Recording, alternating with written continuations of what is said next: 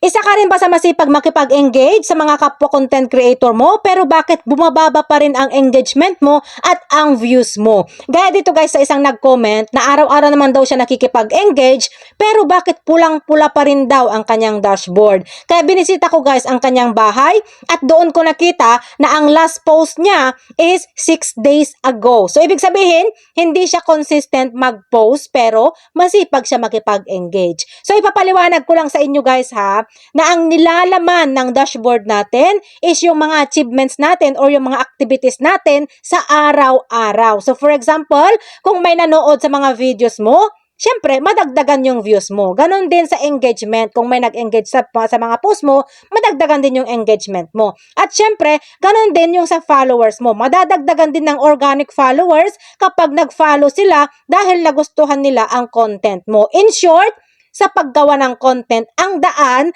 para magkulay green ulit yung dashboard mo. Hindi sa pagkikipag-engage mo sa kapwa content creator mo. Tapos, hindi ka naman gumagawa ng content mo.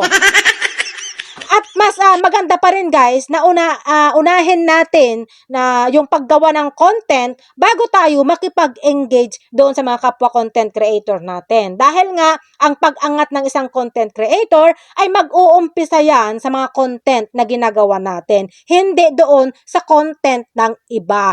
Ang pag-angat natin manggagaling mismo dyan sa account natin. Hindi doon sa account ng kaibigan mo or doon sa kapitbahay mo.